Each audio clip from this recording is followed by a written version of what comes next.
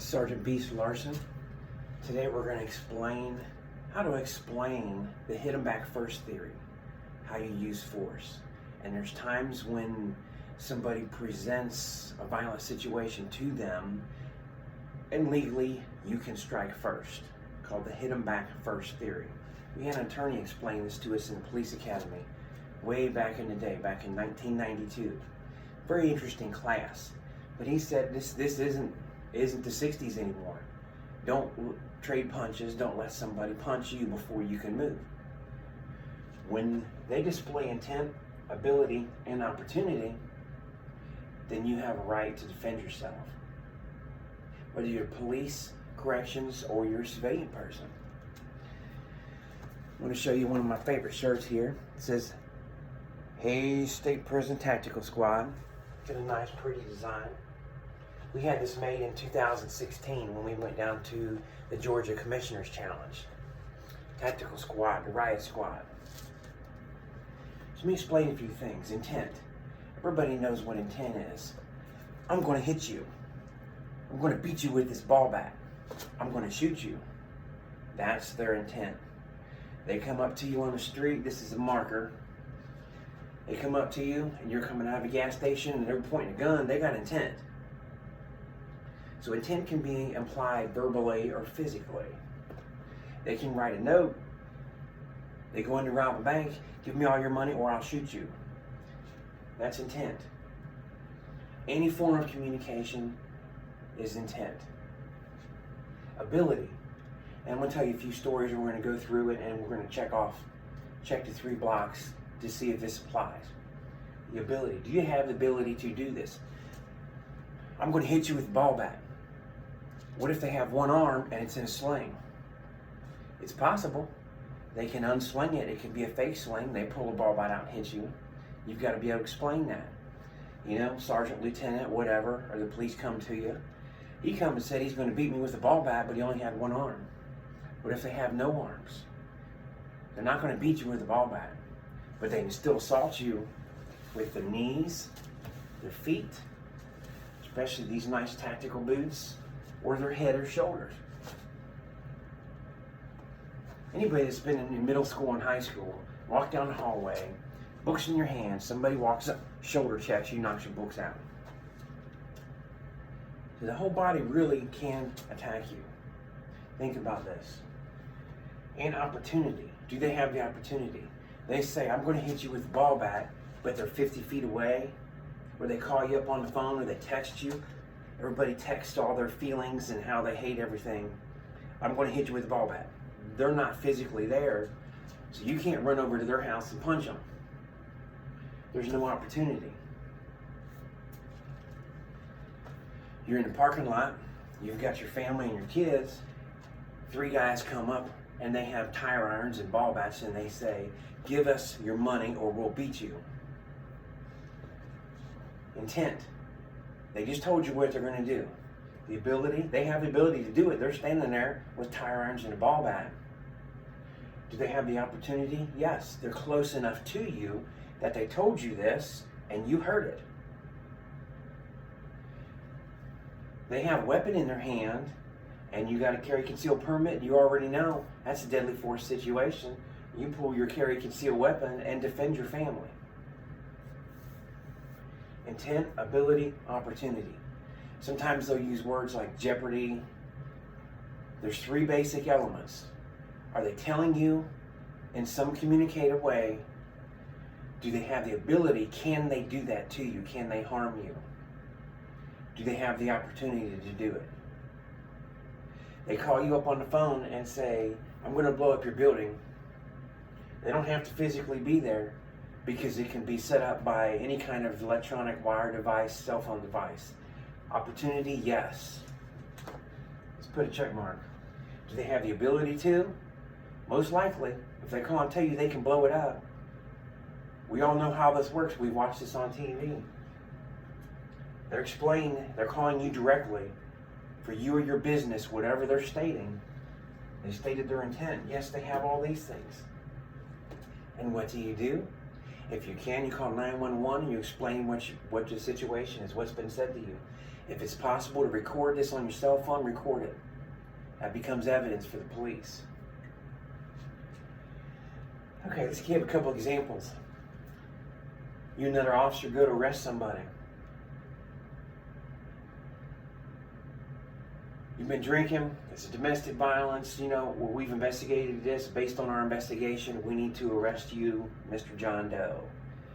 You come near me, I'm gonna punch you. When he goes like this, fighting stance, he intent. If you come near me, you've told him you're gonna arrest him. When you take somebody and you arrest them, you physically place them under arrest. So he knows you're coming to get him and put handcuffs on him. You're coming. He says, if you come to arrest me, I will punch you. Yes, intent. Ability, yes, because he's right there. He heard you. He's in defensive stance. He put both hands up. Opportunity, yes. Our policy was wrote, you tell somebody they're under arrest, if they resist in any way, physically or verbally, passively, I'm not going to jail. Come sit down in a chair and want to lock up in a chair. Then you can go straight to your OC spray. You can use a taser. If you're in a house and the wife and the kids are in there, you don't want to spray OC spray in a house. You don't want to spray it in a trailer. You're going to be affected. You don't want to spray the wife, girlfriend, boyfriend, whoever, kids. You don't want the innocent people. So there's times you're in a hospital, you don't want to use chemical agent at all. So you got to think, chemical agents, yes or no? These decisions get made instantly. Can you tase them? Yeah, you can tase them, or pull it out and stick it and drive stun them without deploying the prongs. You got two options with that. Do you do that? You want the wife and kids to see that? It may be violent enough situation that it's better for you to do that.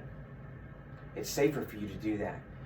But if he's a known murderer, if he's a known violent, assaultive felon, you're not going to walk up and try and hit him with pressure points. You remember all this? Temporal mandibular joint, hypoglossal, infraorbital. You're not going to go up and try and snatch him like this. It's where officer presence comes in, where the two of you come in, or maybe three of you, depending on the situation. You got to make decisions. Or do you tell the guy, hey, I don't want your family to watch this. You come by the front door, we'll put the cuffs on by the door. That's a judgment call. Don't do that to everybody, because you'll end up in a fight, or they'll run, and then you're chasing, and then you're like, Sarge, I'm in foot pursuit. Why? Well, I told him I didn't want to arrest him in front of his kids, and now he went to the front door, et cetera, et cetera. He ran, and it looks bad on you. You got to answer as complicated. You're walking through the mall, doing a little bit of shopping, birthday shopping, whatever, just shopping, good sale going on.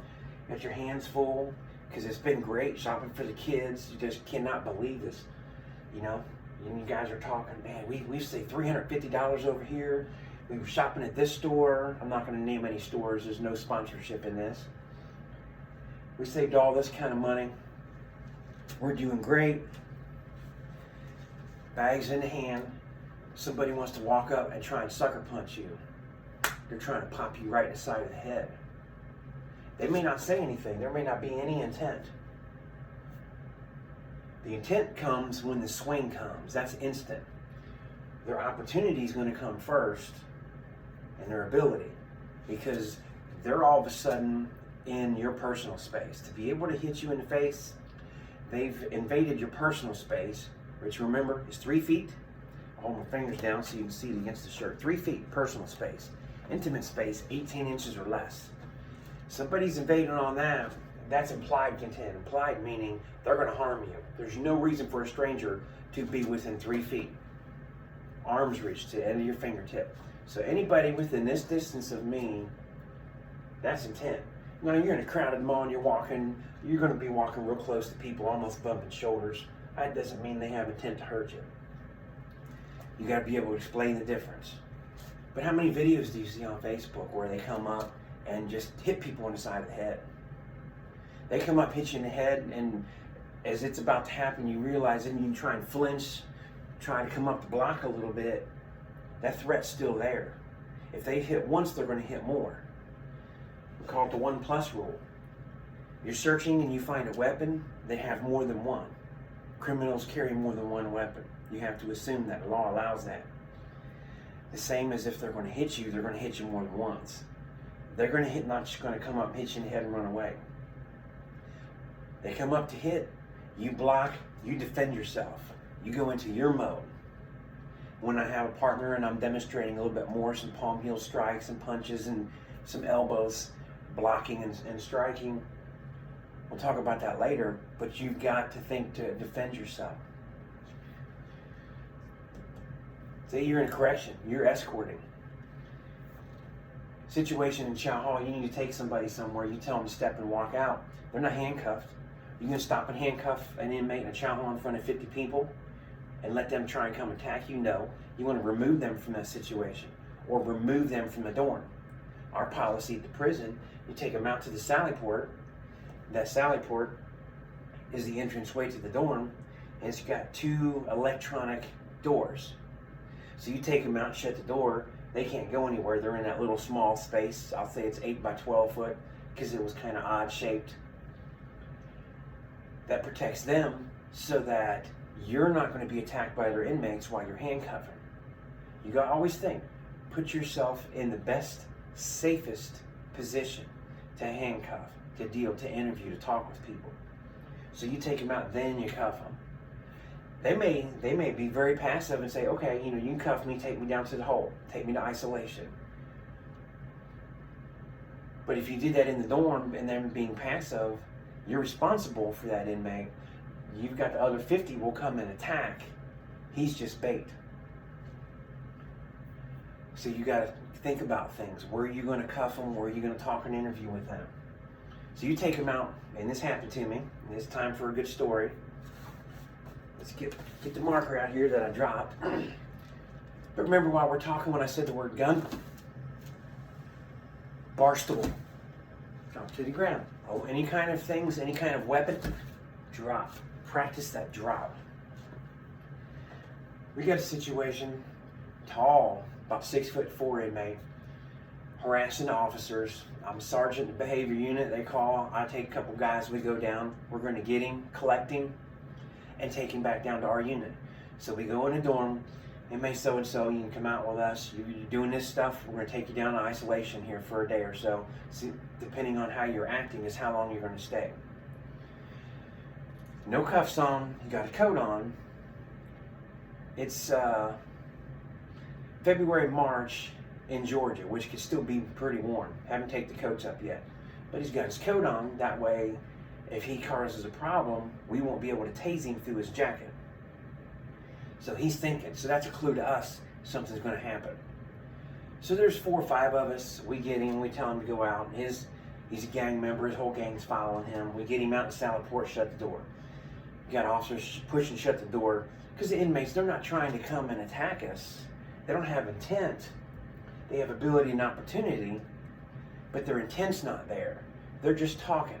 And by the words they're saying, and there's dorm cameras and records all this, we can't go back and argue and say, hey, they tried to run in on us and all jump us because of what they're saying.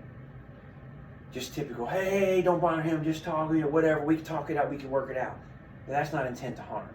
That's trying to negotiate for their buddy. So we get through, get the door shut. An experienced officer stands in front of the door, puts his back up to the glass so that they're not looking now. And he's telling them, we're just talking, we're going to put some handcuffs on him, search him, take him down to isolation real quick. So I tell him, give him instructions, turn around, put your hands in the wall, and you pat you down, and put cuffs on you and take you down. I explain to him what needs to happen, very calmly. And I'm there with, everybody else in there was officers, and I was a sergeant. He turns just a little bit, he's facing me, I tell him this. So he starts to turn, and I'm turning this way because of the camera. He's right-handed and he swung with his right hand. So really, he went this way, started to turn his body, but what he did was turn and twist his hip to try and get power, and he comes swinging like this at me. Well, I block him. He's swinging right-handed, so I block him, pop, block hit. I hit him right in the nose. And I hit him. When you hit somebody, you're going to hit them hard as you can because you're probably only going to end up hitting them once. And his nose went over this way. Kind of under his eye. Broke his nose. Take him down, put him on the ground. We get him handcuffed. Roll him over. Search him. And yes, you can roll people over on the ground and search them. I've strip searched somebody in the Sally Port outside their dorm. And they said, "You're not going to strip search me and take me in there in the isolation dorm." I said, "Yes, I am." Ended up in a situation with him where he was already handcuffed. He tried to kick me. I grabbed his leg, picked him up, slammed him on the ground, and from the side put him in the fetal position and conducted a very thorough, almost 100% complete strip search while he was laying on the ground in handcuffs. And I said, "I told you I was going to search you, and this is to protect us from weapons and to make sure there's no contraband." So it can be done. You just have to have a little imagination and creativity and be able to explain this. Then I can tell my lieutenant, "Hey, he said this, he tried to kick me, I picked him up, slammed him on the ground. Did he have intent? Yes. He tried to kick me. I blocked like this with my leg. He had ability and opportunity. Yep. I was escorting him. Hands on like this. He's handcuffed. My hands around here in the escort position. Intent, opportunity, ability. He had all three. He tried an assault. I blocked it, put him on the ground, strip searched him, and the story. Check mark, check mark, check mark. Okay, I know I'm talking a lot. I'm not trying to confuse anything, and I'm trying to go a little bit back and forth of law enforcement to civilian kind of situation. Be able to explain this. I lived up north by Cleveland, Ohio. They had a situation with one of their transit bus drivers where a female on drugs with an assaultive history was high, got on a bus. And not to talk about what bus company and all of our policies, but normally you get on a bus, you have to pay your fare, you swipe your card to come in. She didn't have any of that. The bus driver made a decision for her safety to not cause an argument and try and start a physical fight and just let her get on the bus. Thinking, okay, it's one person, we'll get off, I'll get it recorded on the camera, let the police identify her later. They can pursue that $2, $2.25, whatever the fare was later. She gets on, gets in, sits behind the seat behind the driver, starts talking. She starts saying things to him verbally, saying how she's going to attack him, she's going to hit him. And then she gets up out of her seat, goes right up and grabs him in the chokehold. He's driving a bus. She got the chokehold around his neck. She went from sitting in the seat saying, "I'm going to do something," to jumping up, and she's in the assault. So she went from intent and ability to opportunity, 100 miles an hour fast, almost instant. When she had a dot on the end of her sentence of threat, arm was around his throat. He pulls the bus over safely, jumps up, gets her away. She comes back and she's attacking again. Physically attacking again. Now remember, I said if they're going to hit you once, they're going to hit you a second time. They come up and choke you by the neck, they're not done trying to attack. Well, he defends himself. Gets her off the bus, he has to hit her. She tries to get back on the bus. He's still defending himself. People are calling 911, getting the police there. As a civilian, it happens that fast. Now think about this. He worked for a company where it's a school bus. What if you're carpooling and somebody in the back seat of your carpool did some drugs that morning, freaking out, and all of a sudden they want to attack you while you're behind the wheel, driving 4 or 5 people, your friends or coworkers or just people you agree to, and you've been doing this, and all of a sudden John Doe in the back's trying to attack you. That's a serious situation when you're driving. That's gets close to that deadly force situation really quick because you wreck and die. Now some states have a third party, like Georgia has a third party, which means if you go to the store and you see this man beating the woman with a tire iron, you can use deadly force or force to protect, up to deadly force. In other states, traveling north, Ohio and Michigan, Kentucky, no. Each state is different. You can't use that unless you're a police officer. Police officer can use third-party deadly force. So you need to know, the laws in what state you're in, what you can and can't do. You can't just pull a gun and shoot somebody because they're doing something to somebody else with a weapon and you think they're about, I thought he was going to die, so I shot him. You got to think about that, yeah? The intent's there because they're assaulting another person. It's in progress, you know. They're past that ability and opportunity. It's in progress. I should have a fourth page down here that says in progress attack, which means all three of these, you're past that. But you get the point without writing that down. Let me tell you a good story here. In correction settings, we had a policy that says that you can't spray or use a taser against somebody in handcuffs. Well, I proved both of those wrong, and I explained it because the threat continued. When I taught defensive tactics in police, I did a lot of teaching. I had the handcuffs on, and I would show them how much I can fight, how much a person can fight handcuffed. I'd let people spray me, can't see, and I'd still be fighting with them. All right, here comes a assault truck down the street. That's important. So here's a good story. We had an inmate threaten an officer. They were doing a cell search, random cell search, and there was information that happened, so they did this when they locked the dorm down. An officer had another officer with them, took both inmates out. They were both gang members, and there was something in the room they didn't want them to find. And the inmates threatened them, "You get out of my room right now, or we're gonna hit you." So they made that direct intent assault. They had the ability and opportunity to do it. Opportunity, I'll say a cell that's 8 by 12, they were 10 feet away. But they made no aggressive action, they just said if. So that if word makes this intent in the gray area.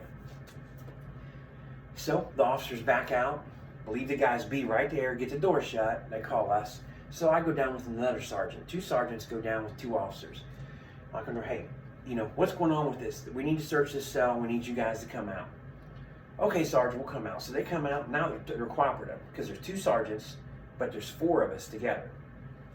Strength in numbers. We take them out, put them down in the day room, we get them pat down. You know, you had this, whatever. You know, there's information. We believe there, you know, you've got some shanks in here. So we go in and search. Never did find a shank. They could have hit it. I don't want to explain all this to the whole world. You know, could have hit it on the person, in the person where we just couldn't find it. Because of the threat, the lieutenant said, "No, we're going to take them down. We'll pack up the property. You know, we're going to take these down, put them down there in your tier program, in your behavior unit." So we go to explain this to them. We've got one in the day room. I'm pointing up here off of this. We're bringing the other guy out. Everybody else is locked down. It's after lockdown at night. And we tell the guy, "Hey, you know, one of you guys didn't had this, but you guys are threatening us, so you're going to go down."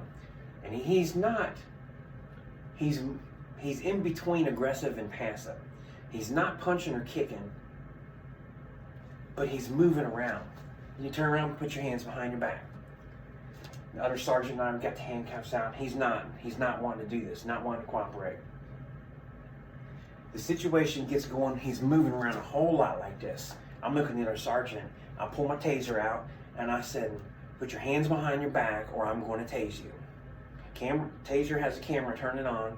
I gave him my warnings, taser, taser, taser, camera, camera, camera. Covered myself by policy. So I got this set up. I'm telling him this happened.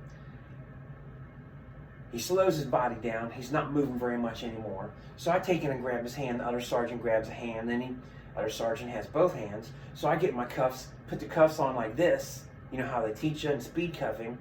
Cuff here. Still got the taser out. I got my hand over here, taser in his hand. I'm holding the cuffs. He starts wanting to jerk and go like this, and then he turns. I said, "Don't turn into me again, I'm going to tase you." I still got it in my hand. This use of force is still in progress because our first instruction, turn around, put your hands behind your back, his body movement was non-compliant with our instruction. It's ongoing. It's ongoing. Like eating your favorite pizza, as long as that pizza is in your hand, you're still technically eating it. Right? So I give him this warning, "Don't turn around and do this again." He turned around like he's going to headbutt me, put it in his stomach, and dive stun him.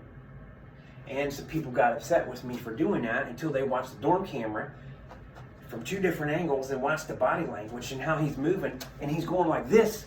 And the second time he went like that to me, I went like this to him. And he went like this and fell on the floor. I know you all watched the Meet the Fockers Part 1. And they're down there in Florida, and that policeman tases him. You've seen that. You love to see that. Yes, watching people get tased is fun.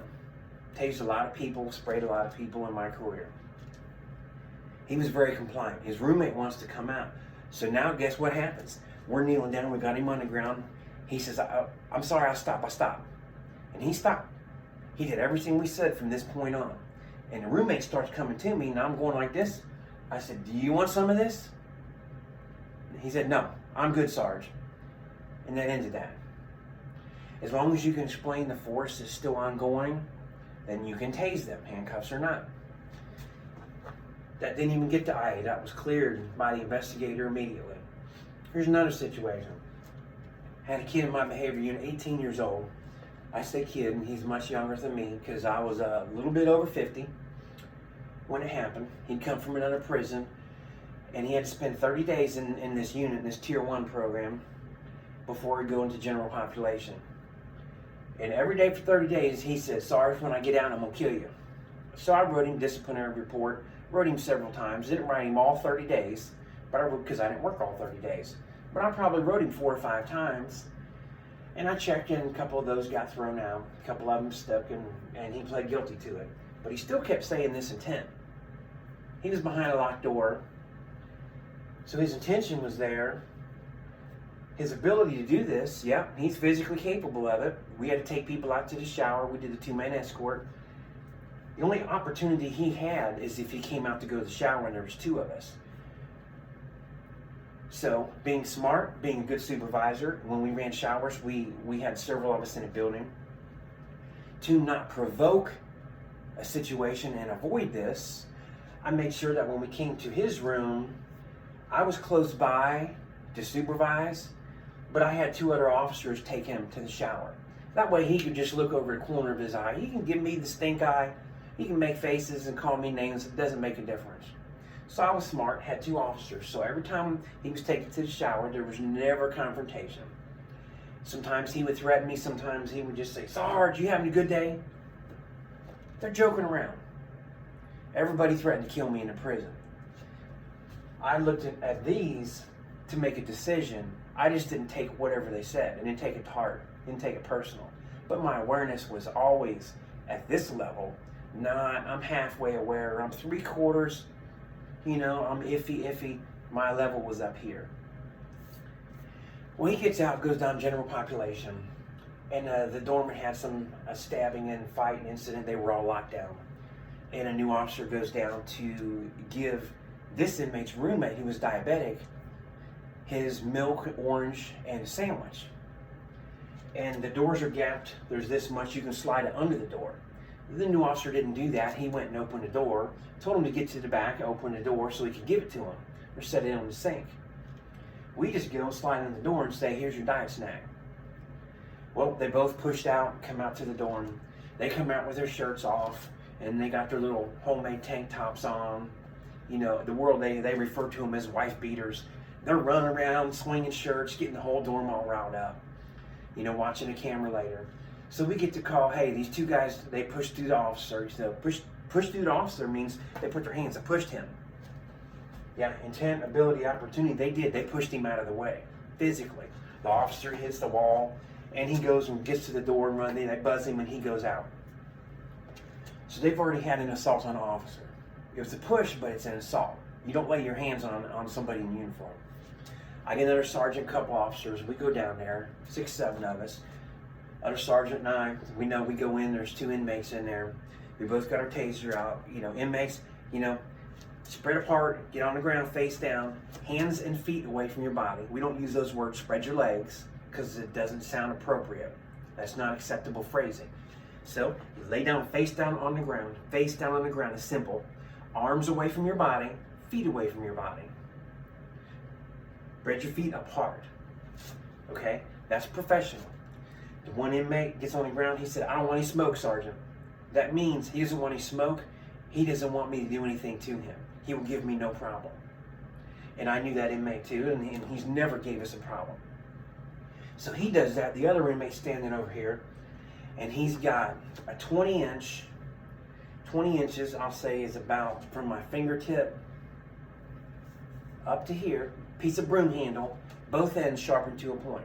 Now here's an inmate that's told me every day for a month in that behavior unit he's going to kill me, and now he's standing face to face with me with an object sharpened on both ends. Yes, he's expressed that intent, and his intent to harm all of us. Now he's standing there with a weapon in his hand. He's got intent. The ability, oh yes he does. He's standing there, he's got both hands like this. Now he's got layers of clothes on. Layers of clothes in prison means they want to fight. Boots laced up, he's ready to fight. Your boots are unlaced and sloppy like that, not tied up, you're not going to fight in flip-flops. Not unless you're on the beach in Florida or California. Opportunity, yeah, he got the opportunity. He's standing right in front of me. But I'm smart and I'm about 10 feet away because I know the spacing. For every 7 feet, the taser prongs spread 1 foot. So if you got 21 foot lead on your taser prongs, it's going to spread 3 feet. So you don't get 21 feet away. 3 feet, that's like this, you're going to miss. 10 feet is going to give you a good foot, maybe 15 inches. That's a good distance, good safe distance, reaction distance too. So I tell him, get down on the ground. He said no. And I gave my instructions, you know, taser, taser, taser, camera, camera, camera.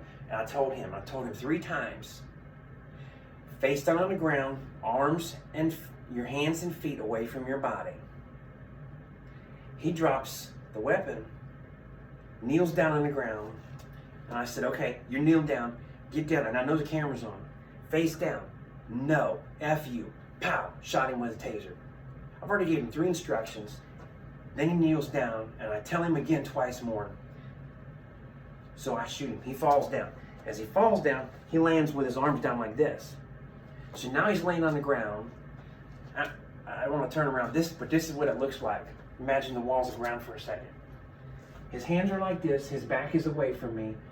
But this piece of sharpened wood is down in between his knees and his legs, right where his hands are. I got a marker right here.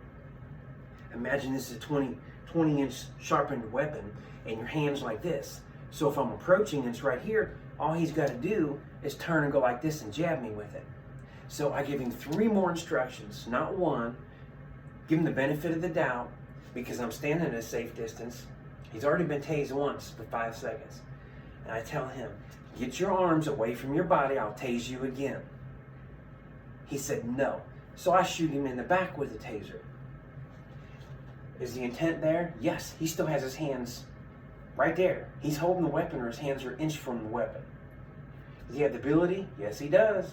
Because he's not restrained, there's no cuffs on him yet. So he's laying there. As soon as that taser is done in 5 seconds, he has the ability to grab it. Opportunity? Yes. The weapon's by his hand. He can take it, roll over. He could throw it at me, chuck it, try and throw it like a spear to me. Tased him a second time. So then we got a lieutenant, got a situation. We get on the radio, we get him handcuffed, get him under control, move the weapon away. Everybody else, the inmates in the dorms are looking out the window and yelling and screaming and carrying on. But they're all locked in there, they're safe. But you want to get more people down there just in case. Because inmates tend to slip locks. They break locks. Remember, they're criminals, they're burglars. They know how to get through and manipulate locks. So we get to Calvary, and now all of a sudden we got 30, 40 officers, almost a whole shift in there. I'm involved in this use of force. The other sergeant didn't tase him. He come over and handcuff, because I had the taser and was ready to continue force, but I didn't need to anymore. After the second tasing, he stopped. So the other sergeant puts the handcuffs on. When the lieutenant gets down, I remove myself because now, by policy, I'm not allowed to be involved in escort or anything else with him. So I need to exit the dorm, separate myself. So it was a big controversy. Oh, I tased him when he was kneeling down. I tased him in the back. Yes, Captain, yes, Warden, I did. Look at the taser camera. Well, you did that, you can't do that, you violent pilot. No, I did not. I have a right to defend myself. Now, I've testified in court about use of force. I have evaluated police shootings. I have wrote opinion on police shootings. I've been recognized in federal court in this district as an expert in use of force and testimony as a witness. They haven't. I've been to training from the FBI and federal agents about use of force because I was a defensive tactics instructor on a police department, a sheriff department. 9 years. So I have extensive training. Know exactly when to do it, know exactly when to stop and separate, de-escalate myself from this. Turn it off. That's hard to do. But through extensive training and extensive involvement through SWAT teams and force things that we've done, you learn. When it's time to do, you do. Go time is go time. When it's time to stop, you stop, step back. And sometimes you step back, contain. Sometimes you step back and walk away and your buddies contain. Once the taser video got uploaded and they watched it and they heard, because the dorm camera didn't show all this. It didn't show exactly how the way I explained it. It showed us being there. Didn't see the weapon very clearly. But when that taser camera, and I'm pointing the taser at him, and that camera shows that weapon, and it shows it right there by him the whole time, and how calm and patient I was, how many instructions I gave before I did everything, our investigator at the prison cleared that instantly. Never went to internal affairs. I was right. Yes, you can tase people in cuffs. Yes, you can tase people kneeling down with their hands up because of the weapon and the threat. I can explain this. Yes, you can tase somebody in the back. Keep that in mind. Let me tell you one more story real quick and we're going to wrap this up because I'm going through this and explaining really well. Actually, two quick ones. Let's talk about a traffic stop really fast. A little bit of the Rodney King story. Rodney King was first pulled over by California Highway Patrol female officer for DUI. When he was pulled over, she activates the lights, he pulls over, he's got a car full of buddies. Yes, they've been drinking and they've been doing drugs. Car stops, he opens the door, exits the car. Is that intent? That's really gray area. That's not intent to do any harm. Just because he got a car doesn't mean he's trying to hurt you. Ability? Yeah, he exited the car. Opportunity? Yes, he's out of the car. He can run and charge the officer because she's got to get out of her car to come up and approach him. So these two definitely are present. The intent? Nah, I'm going to cover it up. No intent yet. She goes up and asks him a question. Asks for his driver's license, whatever. He's providing this. Yes, he's drunk. His behavior is different and odd. Now, he didn't pull over right away. It was very slow to pull over. Slow enough that she had called it. It was almost a pursuit, but not a pursuit kind of thing. They had a chopper overhead. The chopper was filming this. She's got a dash cam on. She wants to give him some sobriety tests. She wants to get him to a safe place. Depending on the situation with him, so we'll pretend this is a car, he exits. She gets him back over here. She wants to get him in a place and start talking, have him do the alphabet test, the numbers test, the finger dexterity test. Do all this before you really try and move him over here on the sidewalk, or away out of this traffic. She's got him in a safe place though. The whole time, he's talking, his body language is all like this, but it's consistent with a drunk person, not an attacking person. So we still have no intent. Ability, opportunity, yes. He never did show intent. Now he exited the car right away. I'm going to interject this because it's very important to police officers. You may not be old enough. When I was a young police officer, 25, I started at 25 in my 30s. The generation older than me in their 50s and 60s were taught by their fathers and grandfathers, when the police pull you over, certain parts of the country, certain cultures, you exit the car to stand to greet the officer. That's what Rodney King testified to in court. Why did you get out of the car when she pulled you over? My grandfather told me. I was taught that out of respect for the uniform. So as drunk and as high as he was, he did what he was taught by the male members of his family. He never did show intent to her. When she said, okay, I'm going to place you under arrest, he said no. He flipped off the helicopter, made some obscene gestures, got in the car and took off. He gets pulled over again, this time by the LAPD. And the end result, the fight, the batons, the strikes, the officers that got indicted and charged. What did he do though when he gets pulled over? He wants to exit the car again. Why? Because that was his instinct. That's what he was taught. He was taught to respect police. So he wanted to exit the car. He didn't follow instructions to them based on this being the second pursuit, the second situation. His intent, I'm going to uncover that because now he's showing intent. He's not going to comply. He's not going to do what they're saying. And then we're going to stop. I'm not going to go into the rest of that Rodney King, but I want to point that out. That was important. He exited just because he was taught that. He didn't come out to be aggressive. Okay. We had a young CERT guy in 2019. There was down in Y building, which is an open dorm. And open dorm meaning it's all bunk beds. It's not general, it's general population and open. It's not general population where they all go back to two-man cells at night. They just get on their bunk beds. There's no lockdown. Had a situation and turned into, several CERT guys in there, and then, inmates started fighting, and then they turned and attack. And their little round fan, which I don't have one I could show you, but it has a motor that's a little bit smaller than the size of your fist. It's about 3 pounds of metal. They broke it out, had one of those, hit the officer in the face. And it broke the orbital bone right here, and I think it broke his nose too. Well, they figured out that this was a good type of assault, good weapon to assault with. So, it was about 3 weeks later, I'm down in the Tier 2, the behavior unit. It's lockdown time. Officer calls from there, and then we hear on the radio, yeah, he's in the Sallyport and Y building. It won't lock down. He's locked in there with the officers. So now we know it's kind of bad. So now I got some officers coming, and I run up there, and it's locked, and this is about 12 by 20.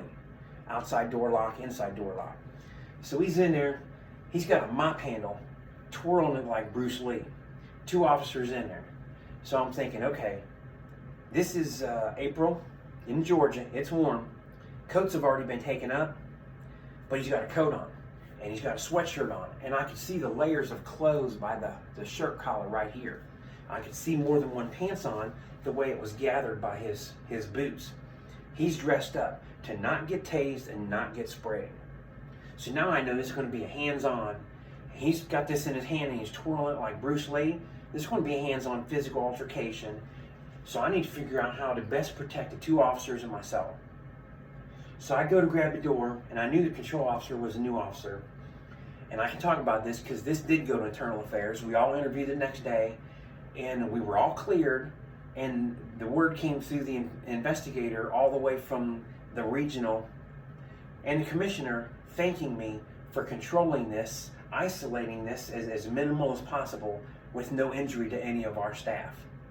I thank you all the way from the commissioner for this. Just want to interject that for myself. So I'm at the door, put my hand on the door, because I know as soon as they buzz that door, he's going to run to the door. My foot's down here blocking the door. Officer buzzes the door. He takes a step or two. Now he's establishing intent, ability, and opportunity. He's coming to me. He's already in there twirling with the weapon. All this is there. Now the intent's turned towards me. I take my foot in my hand, shut the door. I give him instructions. You're not coming out. Get against that wall, put your hands against that wall, feet way back, spread your feet apart. He does that. So I give the nod. They buzz the door a second time. Now I know when he comes in the second time, now that I got his arms and stuff out, that gave me a chance to visualize him again. Not just with him twirling it, because he did put it down. But now if he comes at me again, he's still attacking. The 1+ rule, if he's got one weapon, it means he has another one. You assume that. You prepare for that. So now, when they open the door a second time, I'm going to open the door. I'm going to come in. I'm ready. I'm ready to come in and stride, to come up and explode. Remember when I said gun? You go down and come up, explode underneath his arms. So I'm going to explode up from under here. I'm going to take the wind out of him. Take the wind out of his sail, remember? Self-defense, if they can't see and can't breathe, it takes the fight away. I'm going to go by taking the breath away. That's how I'm going to begin this with him. I'm not going to try and stand and go like this. I'm not going to throw a couple fancy brachial stuns. I'm not going to throw a knee strike to him. I want to come up and explode under his arms, through his layers of clothes. Well, it doesn't exactly go that way, but it goes a little different. As he turns towards me and I'm opening the door, One of the officers over here comes and runs to grab behind him to try and get him in a bear hug. So now he's over facing the wall. Officer's behind him in a bear hug. I'm going to turn around so you can see. You got him in a bear hug. You know, pretending this is the glass now, glass wall in front. The second officer is there on this side. I'm on this side. Then I hear he's got a weapon. As soon as he said weapon, I hit right here. So now with his head turned, this is glass. I hit him in his cheek, his head hit the glass. I hit him, his head hit. Now this is a distraction technique and a striking technique, stunning technique at the same time. I'm stunning him in the side of the head, and I know from experience, through several instructor schools, when somebody is high on drugs, like he's displaying his behavior, you have to disrupt their central nervous system. No, not a stun in here. No brachial plexus tie-in. You're not going to hit this common peroneal or femoral nerve. Remember, we talked about that earlier video. Don't do that. Don't go for that. I'm going straight to disrupt central nervous system from the brain. I want to disrupt the brain as close to the brain as I can. I'm not hitting him in the temple to kill him. I'm hitting him in the side of the face. And I'm telling him, drop the weapon. I'm going to keep hitting you until you drop the weapon. I hit him several times. The officer had behind him had actually got his cuff out and put a cuff on a hand. The other officer was holding his wrist, and he had a piece of that fan motor taped to his hand so he can hit like this, us, with a 3-pound piece of metal. Yep, that's deadly force.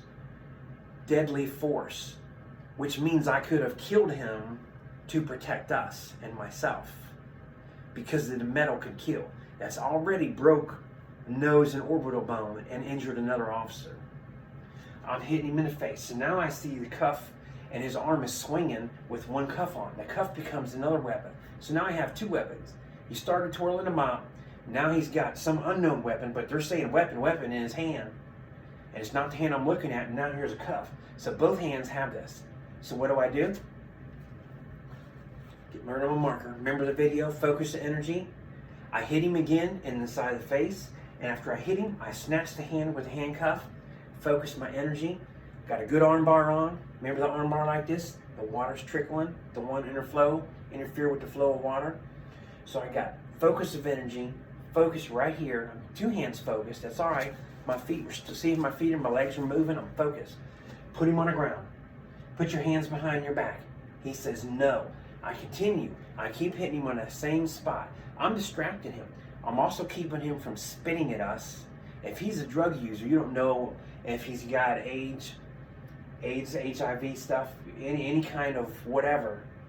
We don't want his spit or blood coming up to us. I continue to hit until we get his hand behind his back. Once we get him cuffed, I say, okay, he's high on meth. We need to sit him up. I instruct the officers, we need to open both these doors and get some airflow in here. Why? I said, because his body temperature is really high with all these clothes on and this meth on. We don't want him to have a heart attack. We don't want him to overheat, pass out, and die on us. Once the threat was stopped, remember the very first beginning, how we started this series, until the threat stops?